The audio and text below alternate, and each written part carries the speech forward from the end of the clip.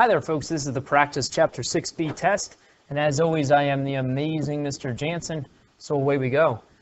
If we look at this first one, it's just asking us really, when it says f plus g of x, it's just asking us to add those two functions together. So I'm going to take my f function, which is the x squared minus 2x plus 2, and I'm going to add my g function, which is the x plus 3.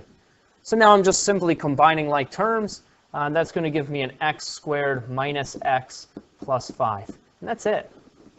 In the second one, the notation here is just telling me to subtract these two functions. So I take the f function, which once again is this guy, and I subtract the g function. And keep in mind, we're subtracting this entire thing, which means I'm going to change this to adding the opposite and then combine like terms. So this time I get an x squared, a minus 3x, and a minus 1. Okay? So again, it's all about just reading this notation. Number 3 is very similar. In this one, it's telling us to multiply the two functions. So I take the f function, which is the x squared plus x minus 5 this time, and I'm going to multiply it by the g function. And that's all this notation is telling me to do. Now I just have to use my distributive property. That's going to give me an x cubed plus 4x squared. And then I distribute the x. That gives me an x squared plus 4x. And then distribute the negative 5. That's a minus 5x minus 20. And then I combine like terms. That's going to give me an x cubed plus 5x squared minus x minus 20. And that's it. In number 4, it's asking me to divide the two functions. So this time I take the f function divided by the g functions. That's an x squared plus x minus 5 divided by the x plus 4. And there's two ways we can look at dividing this thing. Well, really 3. I could use long division, but that's really out because I can use synthetic division. So synthetic division would be a good option here. Or see if this thing can factor and cancel out any common factors. I might try building a bridge. I get a negative 5, two numbers that multiply to a negative 5 but add to a 1. It's just not going to happen. Okay, so there are no two such numbers, which means I can't factor that thing. So I'm going to have to go to synthetic division instead. So I take this guy, the thing I'm dividing by, the opposite of that, and put it in my box. So I put the negative 4. Then I write down my coefficients. And I would just start my division process. I bring down the 1. I multiply what's in the box times what's underneath. I write it underneath the next coefficient, and now I add straight down. And then I multiply the negative 4 times the negative 3 is a positive 12. I add straight down, that's a 7. And now since I started with an x squared, this interprets as an x minus 3 with a remainder of 7. So I put the 7 over the thing I was dividing by. And there it is. There's my division. So it's nothing new that we're doing here. The only thing that's different is the notation. You have to be able to read this function notation. In this one, an open circle like this means I have, I'm talking about f of g of x. In other words, f of g, this time of 3. And really, this is just substitution. That's what the composition is. It's substitution. I start on the inside, and it looks like I've got a 3 that I'm plugging into the g function. So if I do g of 3, it means I plug a 3 into the g function, which is going to give me a 9. So that means that g of 3 was a 9. So if I plug a 9 in its place, now I'm looking for f of 9, which means I have x plus 1. I plug a 9 into the f function, and that gives me a 10. And that's it. In number 6, I do the same thing. This is g of f of negative 2. So this time, starting inside the parentheses, I've got an f of negative 2. So I'm plugging in negative 2 into the f function. That's a negative 2 plus 1, which is a negative 1.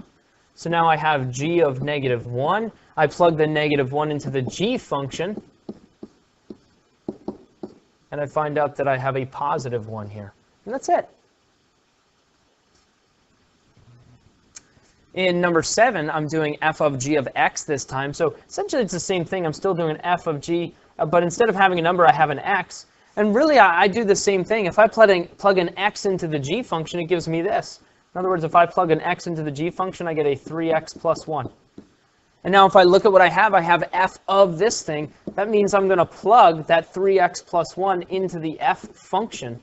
So instead of having x squared minus 2, I have this whole thing, the 3x plus 1 squared minus 2.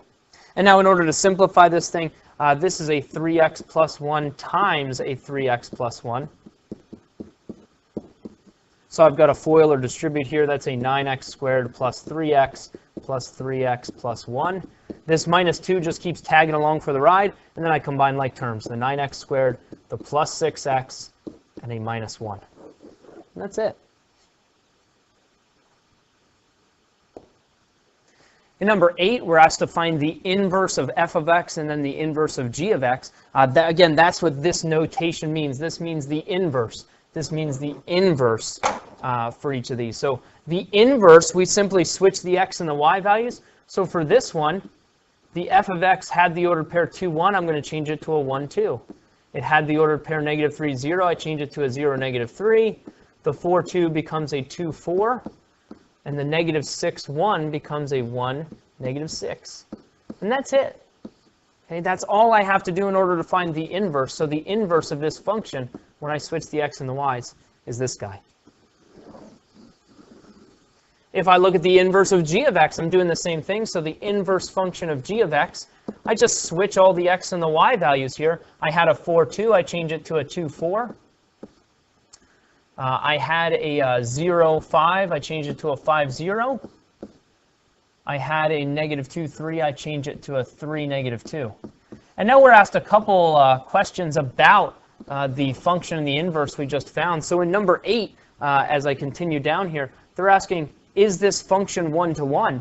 And for a function to be 1-to-1, essentially the f of x would have to be a function, and the inverse of that would have to be a function. And when we look, we don't have any repeated x values here, which means my f of x is a function, but the inverse has a repeated x value of 1, which means the inverse is not a function, which means this is not 1-to-1. So the answer is no. And the reason is because the inverse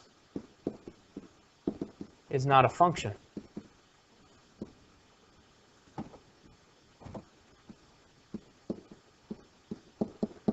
When we talk about 1-to-1, it's essentially a step up from a function. A relation is a set of ordered pairs. Then a function, every x value has exactly one y value.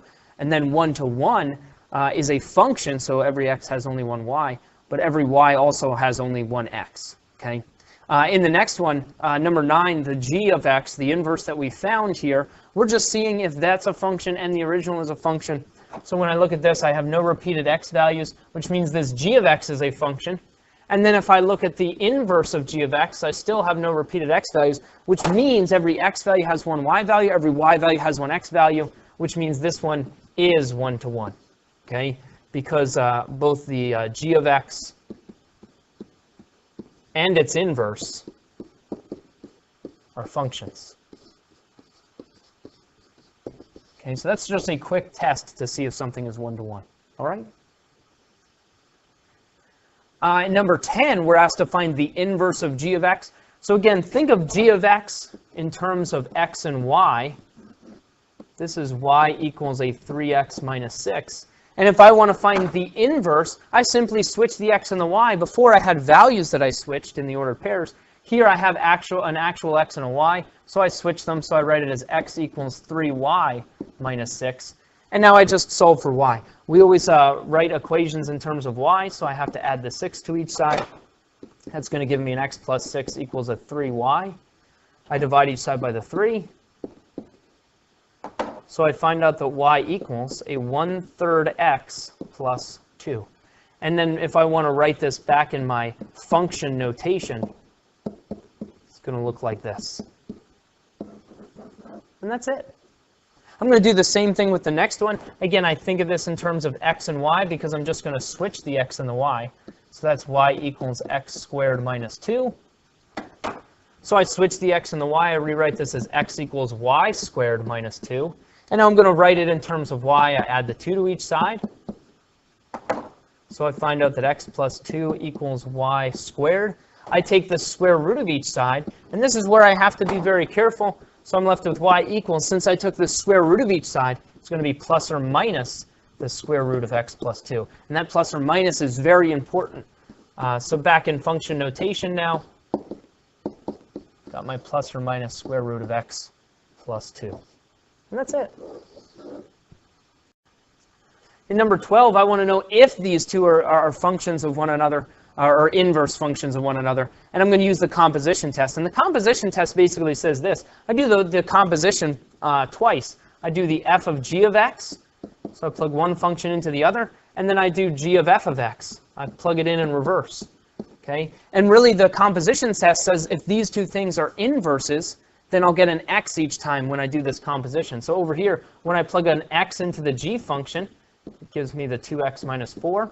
And so now I'm plugging that value into my f function. So I plug the 2x minus 4 into my f function. And now I just simplify to see what I get. Here I distribute. That gives me an x minus 2. And then I combine like terms, so I'm left with just an x. And it's not enough to just do this composition. I have to check the other one also. So I do g of f of x. If I plug an x into the f function, that's a 1/2 x plus 2. And now I'm going to plug that whole thing into my g function. So I plug the 1/2 x plus 2 in. And now I simplify. I want to see if I end up with an x again, so I distribute. That gives me an x plus 4. I combine like terms, and I get an x. So since I got an x for the first composition and an x for the second composition, it means that, yes, these two things are inverses. Okay, so these two functions are inverses because they pass the composition test. Here we want to graph the inverse of this thing, and there's a couple things we need to consider here. The first thing we're going to do is actually find the inverse. So again, think of this as y equals 2 square root of x. So I switch the x and the y. And now I'm going to solve this for y. So to solve this for y, I divide each side by 2. So really that's a 1/2 x equals the square root of y. And now I square each side.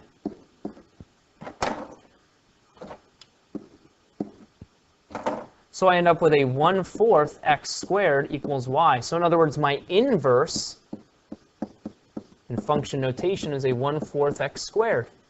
And I know how to graph a 1/4 x squared. A 1/4 x squared is a parabola, and it's a parabola that's going to look like this. It's a wide parabola because it's being stretched vertically. It looks something like this. And of course, each of these values would be reflected.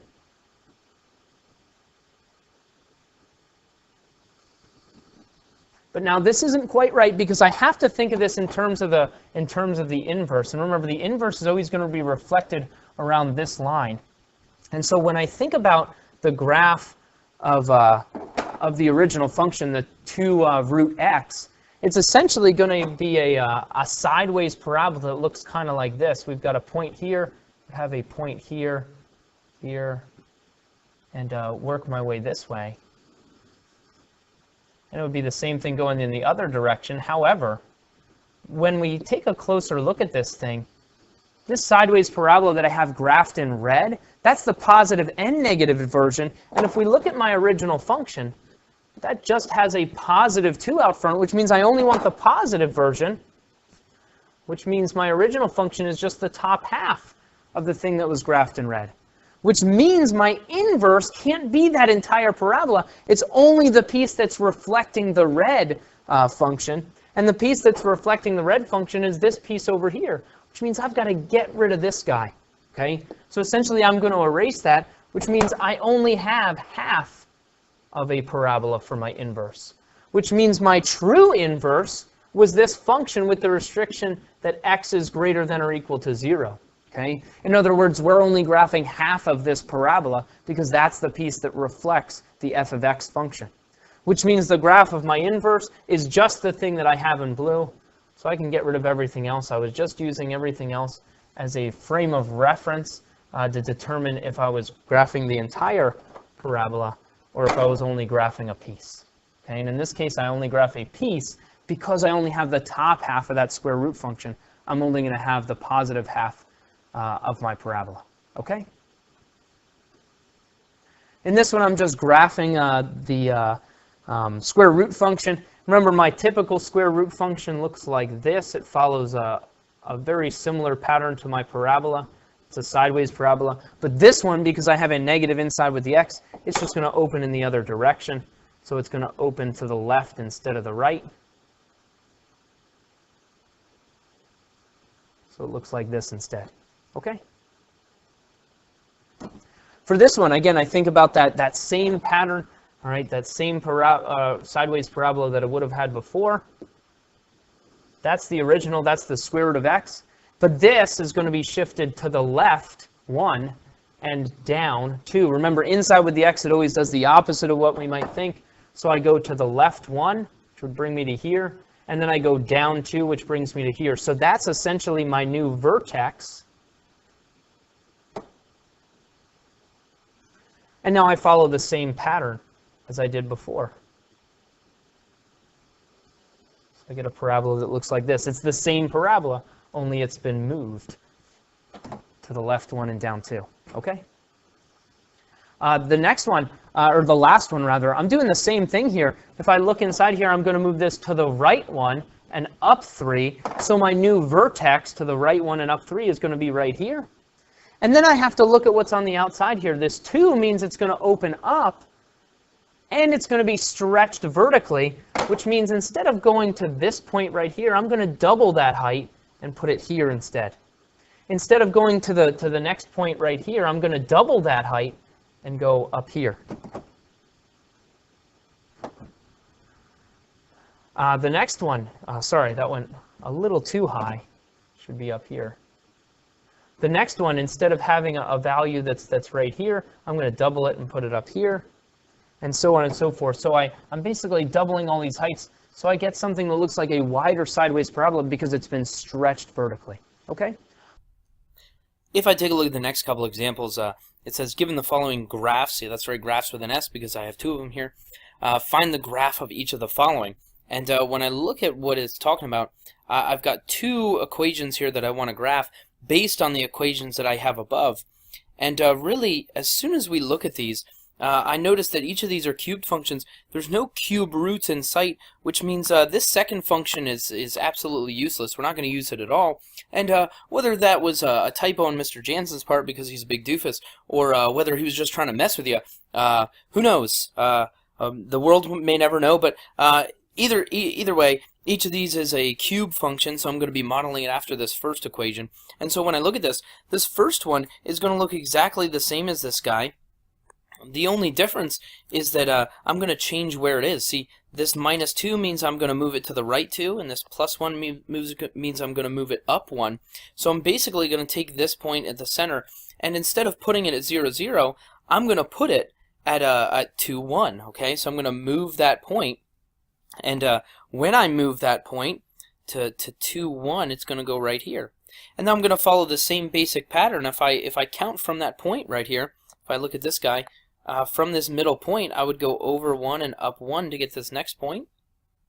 So I can go ahead and plot that guy. Same thing in the other direction, I would go down 1 over 1. The next point would be over 2 up 8 from this center point, so it would be way up here somewhere. And the other point that's on that graph would be back 2 down 8, which would be down here somewhere. And I'm just going to basically copy that same exact graph, which is kind of this curved shape that goes in each direction. Okay, and that's it. So I copied the exact same graph, except it's been moved around a little bit. Next one is the same thing. I'm essentially going to take that initial graph, and let me redraw the initial graph for this one because it's a little bit trickier. The initial graph kind of looked like this. So if I think about that original graph, and now if I throw an a value of 1/2 out there, what happens is I'm basically going to take each of the heights and I'm going to cut it in half. So right here, instead of having a height of 1, I'm going to have a height of 1/2. The next one, instead of having a height of 8 over here, I'm only going to have a height of 4. Going in the other direction, see, this is only going to go down 1/2. Then it's only going to go down 4. All right. So what happens? The effect that I have is that I kind of get this thing that looks exactly the same, but it's a bit wider than the original. Okay, and that's it. That's what a 1/2 for an a value does. It shrinks this thing vertically, which makes it look just a little bit wider. Okay, so I'm going to get rid of that other graph, and that's it. So I'm essentially taking the original graph, and I'm moving it, and I'm shifting it, and I'm stretching it, and I'm shrinking it to make it match the equation that I now have. Okay, and that's it.